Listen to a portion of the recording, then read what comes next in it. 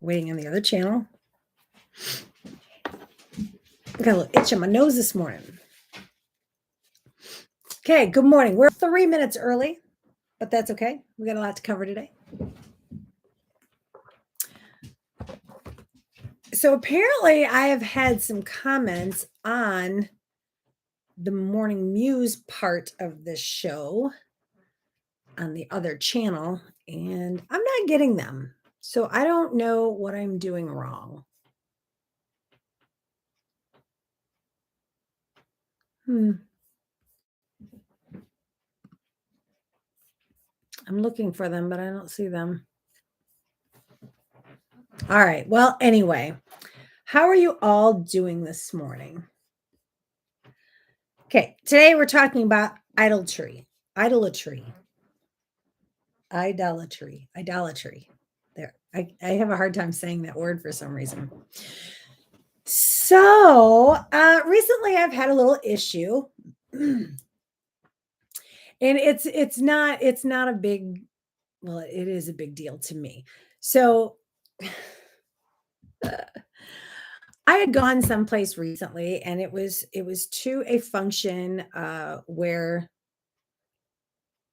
let's see, I don't want to give anything away. So it was a gathering of Christians, and it was not at my church, but it was on a Friday, and when we got there, people were asking, "Where's your red?" It's Red Friday. Apparently, Kansas City does this thing where it's Red Friday. Everybody wears red on Friday to honor the Chiefs, their football team. So it's Red Friday. And people were asking, "Where's your red? You're supposed to wear red." And people had their chief stuff on, and they had all this stuff on, to represent their football team. And it really sunk in hard with me. Like, why aren't you adamant about people wearing a Jesus shirt? Or let me tell you about my father, or spreading my inheritance. Would you like some? What? Why aren't we being encouraged to wear things like that at church? Why are we going to a church function? Right? It is to worship our Father. It is by no means to worship or idolize your sports team.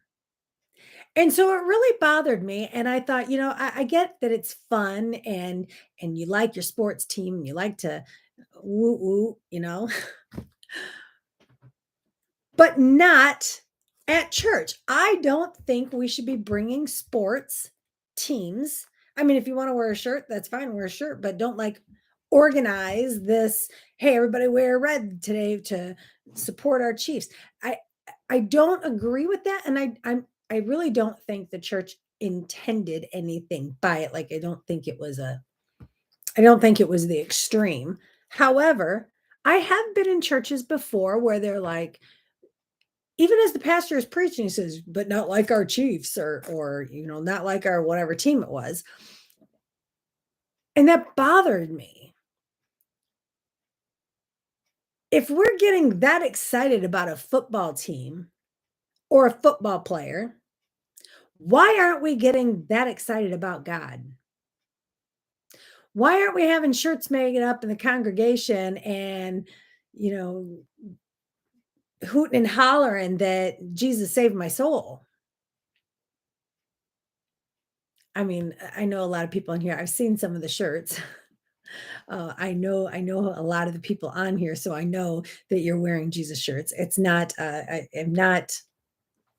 I'm not criticizing or saying you don't do something. I'm saying, why aren't we as a whole encouraging idolizing our Father, the one who created us? I mean, without him, we wouldn't have a football team. Okay, I'm getting off on a little tangent, so I'm gonna back it up there. Okay. But I really do have a problem when you're bringing outside. Am I frozen for everybody?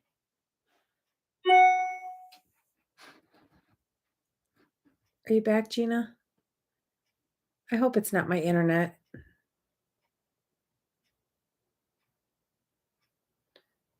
Can everybody hear me okay, or am I frozen?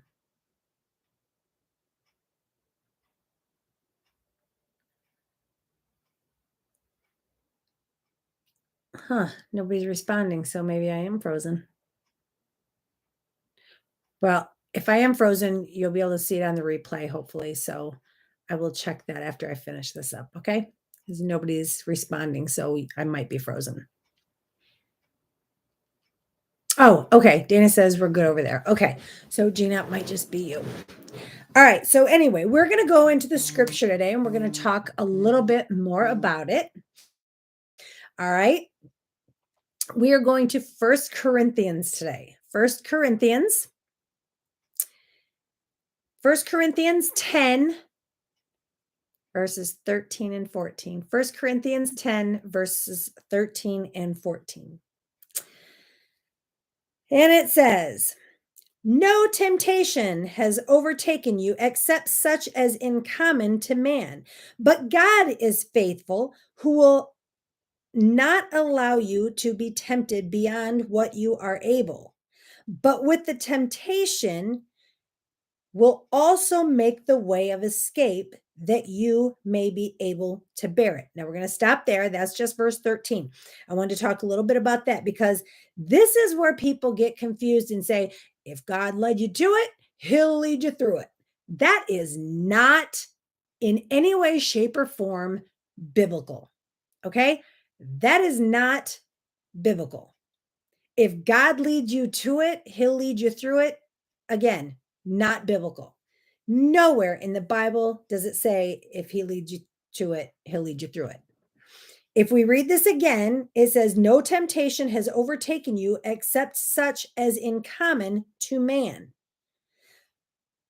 The temptation is of man, okay? But God is faithful, who will not allow you to be tempted beyond what you are able. Do you remember? We talked about it the other day again. He said, take everything from, well, who was it, Job? Take everything from Job, but you cannot kill him. He allowed the temptation to happen, but he knew Job could overcome it. He wouldn't give him more than he could handle. He wouldn't allow more because he was right there with him, right? Okay, so, but with temptation will also make the way of escape that you may be able to bear it. It's saying that even though he allows the temptation to come in your life, that's not of him. But he allows it. It's free will, guys. We have choices, but he will make it able to be bearable. He'll make a way for you to be able to escape it, and you will be able to bear it. You have to have the faith in our Father. Okay, so now verse 14. "Therefore, my beloved, flee from idolatry. Idolatry. Therefore, my beloved, flee from idolatry." Flee from idolatry. Okay, now I got the definition from the dictionary. Extreme love, admiration, or reverence for something or someone. Now I went a bit further because I don't always like the Man Dictionary. So I went to the Biblical Dictionary. It says, idolatry, the sin of the mind against God. It's a slave to the, I can't read my writing. Wow, I really can't read my writing. It's a slave to the depraved ideas that its idols represent. Okay, it's a slave to the depraved idols. Or, I'm sorry, it's a slave to the depraved ideas his idols represent. So it's of the mind. It's a sin against God in the mind because you're putting something before God. So again, I go back to why would we have Chiefs Friday? Let's all wear red on Friday to a church service. You're focusing on what you're going to wear and what you're going to idolize on the way to a church service. I mean, it's okay. Hey, we're going to school. We're all getting together. We're all going to wear red. We're all going to do this. We're all going to do that. Okay, great. But when it comes to going into to worshiping our Father, I don't agree with that. I mean, it may just be me. Okay. Excuse me. We were talking at the ladies' meeting last night. We should get all shirts made up that says something. And it was cute. It was Christian like. Okay, that's fun. But it has to do with my Lord and Savior. Therefore, my beloved, flee from idolatry. Flee from it. Get away from it. If there's something that you think can consume you, okay, alcoholics, their idolatry is alcohol. We have to flee from it. Get out of it. Get away from it.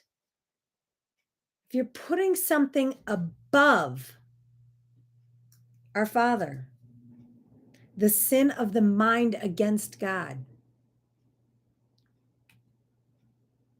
So I'm just going to ask you, what are you idolizing? Are you idolizing our Father? It becomes almost a worship. And that's where we have to be very careful. Because if we're idolizing something and we're putting it above some, people like alcoholics, they might put drinking above going to work. They go to work drunk or what. And I'm not picking on alcoholics because, I'm just using, it's a good example. If we're putting something above things that are important, God gave us everything we have. And if we are putting other things as more valuable as what he's given us, and we're just taking, we need to think about it. Yeah, TV. Lee says TV. A lot of people will put the TV in front of reading the Bible.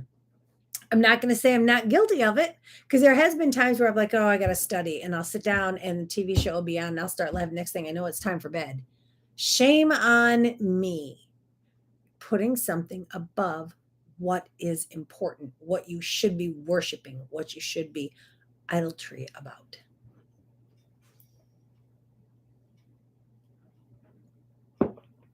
Okay. That's all I have. I have a few things that I need to announce. So watching a show before going to church, etc. Yes, especially, even the pastor said last, if y'all don't watch uh, Messenger Chapel, let me know. I will tag you in our church services. He was even talking about that the other day. He says, people will put ahead. They'll be like, oh, but the football game's on. I can't go to church. I can't miss the football game. That's watching TV, anything before our God is worshiping the wrong thing. It's idolatry. Okay. I have a few important announcements. I see there's only a few of you on today, but hopefully the word gets out. Maybe we can do a post about it. No, we don't need to. No. Okay. So y'all know I'm super busy and I have a lot on my plate, and thank God for Dana taking over Tuesdays and Thursdays for me. Is that in Richmond, Missouri? Yes, it is. That's where I'm at. Well, I'm in the next town over, but yes, it's in Richmond, Missouri. So you live in the Ozarks? Oh my goodness, Gina. That is awesome. Next time I head down to Branson, I'll have to have lunch with you or something. Okay, sorry. Anyway, so here's the thing. I've bit off more than I can chew. Actually, I'm chewing it. I just have a mouthful. So I think I've told you already that I've picked up working at the bus temporarily, helping out. They needed some help, so I'm helping them out. But here's the thing, this weekend, I also have a 3-day book signing, Thursday, Friday, and Saturday. So I I'm still gonna do my little snippet before the show Friday morning. However, the morning muse that runs parallel to this Heart's Discernment in the morning will not air on Friday. And Dana is going to be here with you on Friday. There is no way I can do it all.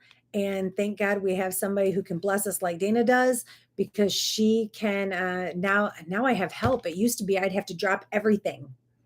And I loved it. Don't get me wrong. I totally enjoy being here every day, but now it's nice to have her that I can just reach out and say, "Hey, I've got too much on my plate. Can you help me out?" So Dana is not only going to be here on Thursday, she is also going to be here on Friday. I will be watching live that day because I will not be at work. I will be at a book signing. So unless I have somebody at my table, then I will be live watching. So um I'm going to miss you all so very much, but I will be back on Monday.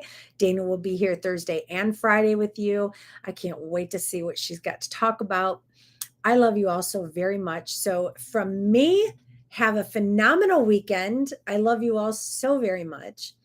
And we'll be watching Dana Thursday and Friday. One prayer request that I know of. There is a girl, her name is Susie. I've gone to school with her. We started in in junior high. Her and I became the best of friends, and we have been friends over there. She lives up in the UP in Michigan, and I live here in Missouri, and we've stayed in touch, and we've stayed very good friends. Their family is friends of my family. She had gotten COVID a couple weeks ago. She went to the hospital. She's the one that lost her husband about a year ago. Um, she was very sick. They finally released her from the hospital. When she got home, she collapsed, and they took her back, and they can't figure out what's going on with her. And so they had to life flight her to University of Michigan, which, if y'all don't know, she was like up here and now she's down here. So they had to take her there. And um, they're running all kinds of tests, trying to get her breathing back, trying to get her oxygen levels back, and trying to get her strength back so she can stand up. So let's keep Susie in your prayers. Um, I tried calling her and talking to her yesterday, and I couldn't even recognize her voice, and she couldn't talk because she was going for more tests. So keep her in your prayers. If there is a prayer request, please let us know. I mean, we come together as a community to worship God and to learn about God on here. We also need to be praying. We need to be deep in prayer for the people that we love. We need to gather around them and lift them. So if there is a prayer request, please let us know. I don't think that came out of my mouth right, but I think you all knew what I said. Such a busy day. All right. I've got back to back to back clients for the rest of the day and then back to the bus route. So and then to church. Tonight is the Wednesday night church service. We are in First Peter at Messenger Chapel. So if you all need the link to Messenger Chapel, I think we are on chapter 3, First Peter chapter 3 tonight. So if you're not on Messenger Chapel, check it out. And Becky teaches it tonight, and it's really good. It starts at 7 o'clock. So after our praise music, then it'll be on. So it'll probably be starts at 7. So the video will probably be at 7:30 Central Time. All right. If you need that link, let me know, or let Dana know, or anybody on here who's invited you on here. Everybody should pretty much know how to get the link now. All right. I love you all. Can't wait to see you guys on Friday with Dana talking for us. I love you all so very much. Have a great day. Bye bye.